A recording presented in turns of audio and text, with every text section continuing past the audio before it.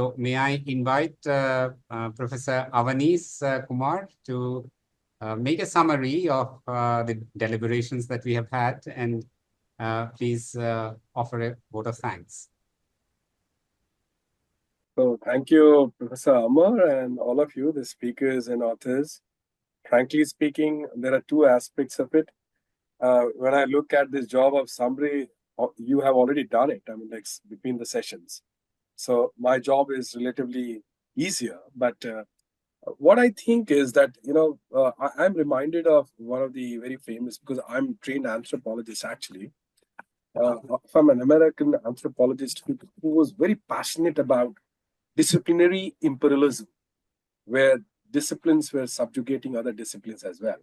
Now, what I am trying to put forth here is that Professor Amar, along with the authors, have broken that vicious boundaries of the discipline by making something which is very transdisciplinary in true sense.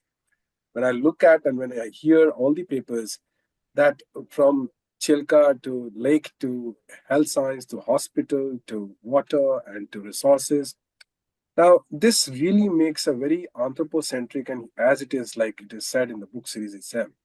So, probably this is the solution. However, where I think at the last, when what Professor Amar was talking about, the whole idea of crisis which leads to change, I'm reminded that before 20 years ago, when I joined academics, I was working with two of the famous environmentalists. One was not was, he is alive, Professor Dr. Ashok Khosla and also Dr. Pachuri. And we often used to think about that, what are the challenges and why crisis is not realized? And what we could come to certain conclusion was that one of the problems of the environmental crisis are the large gestational periods of impact, where people take it for granted. Now, the last question was also raised how business schools are reacting. Probably, I believe is that though it is easier to give any suggestion, but I think one thing is that there is a realization of risk in business. There's no doubt that they are not realizing, because the loss which they actually incurred is very much in financial terms. So the whole idea of regenerative, which is also talking about replenishment. Now, if it is also linked with one of the suggestions which was talked about the revenue, because somehow the input output efficiency, which is also seen by business, is a concern of investment into this particular polar sphere. So I think the what I could gather from the discussion, that on this aspect, what we have come up with a very good multidisciplinary, I would say transdisciplinary approach, looking at the whole regenerative ecosystem. The way I look forward, I'm sure the conference will bring in some more depth into it. That maybe that it might be possible what Professor Amar was raising, that from between the smaller countries to the big countries and the developed country or the LDCs and so forth. And there was a suggestion to have a universal kind of values or principles which define the so-called future dimensions of sustainability.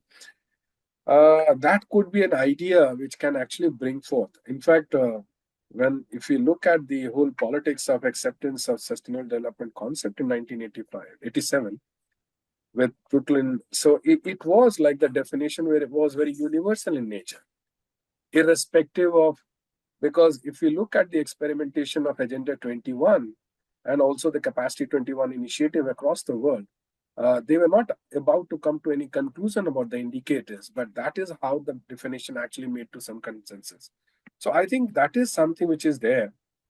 And frankly speaking, I was correlating every discussion with some kind of anthropological knowledge of the tribal communities and maybe also the traditional communities, with the way they used to interact and develop certain kind of technology. What was responded on health science, the dominance of AI, I think when the technology is overpowering the mind of the people and the pace also of implementation, that can be a concern. However, on behalf of Commonwealth Hub and also the MDI, what I would like to say is that though SG's tenure may be about to conclude in Commonwealth, but the kind of passion which she inflicts among each one of us, I think there is a plant which is going to boom into trees, and into multiple fruits, which might be much more sustainable and beyond her tenure. Because the kind of passion which she put forth for any kind of initiatives. So there is something which we need to actually be grateful to her for that initiative. I think if you look back to the whole idea of also Professor Prajapati when he tries to put forth some kind of a dialogue which is evidence based. Now, I think where he was excited about Professor Amma, your work, and he was always telling me that this requires a larger discussion.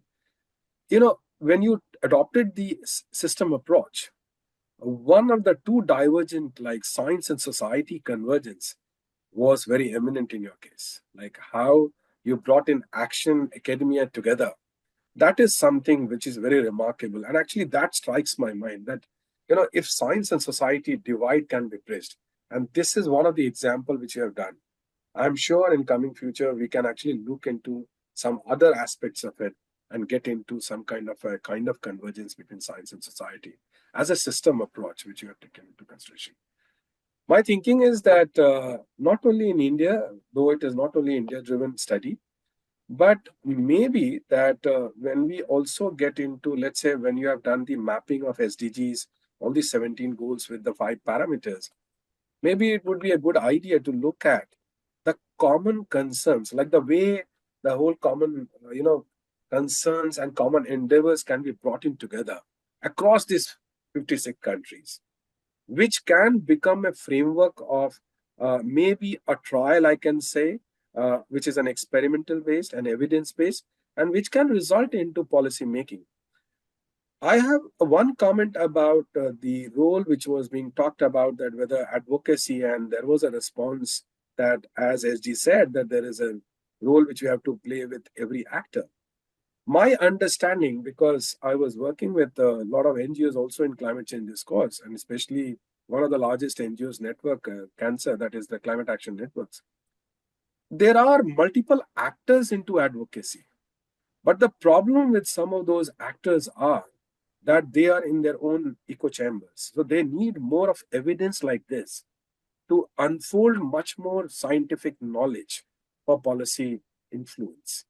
So my suggestion is, though this is my personal view, that if we restrict ourselves on implementation and testing our idea on ground, which is finding certain kind of alternatives, then the advocacy will unfold if we actually make our knowledge in a usable form for the actors who are specialized in advocacy, rather than we can get into scientific advocacy, but those corridor based advocacy could be another. So I must say that for me it was a very big learning. Thank you so much. And there is no doubt that this kind of knowledge is required. And most importantly, sometimes being in academia, we also saturate with attending conferences, because sometimes it becomes like a moron parrot if you look at most of the conferences which repeats the same story. But if we have such kinds of initiatives where we have tested the idea on ground and coming with some kind of not only a concept but a construct which is actually proven in a real life laboratory, what you have done, be it in Bundelkhand, Chilka, or anywhere, or in hospital or in education, what is being talked about, that can be a remarkable success. And that would be a concern because it's a very timely issue, Professor Amar. My understanding is that by 2027, every countries will have to report on SDGs, which they may actually escape because now, at the moment, they can actually hide behind the bar because of the year. But by 27, they'll require more of evidence. And that will be the time when we can put forth this particular experimentation to the mainstream. So thank you so much from the Commonwealth Hub side and also from the Secretariat. I must thank one man who is very young. In fact, one of the youngest participant I can call by mind, not by age. And that is Professor Prajapati. He often says that he has a 5 decades of teaching, but when you meet him, he will make you feel that you need to do much more than what you are doing. So thank you so much, Professor Prajapati, Thank for you. taking it up, and thank you, Professor Amar, and all the authors. It's a privilege and pride to be here. We look forward to have more and more of such in here. Thank you so much.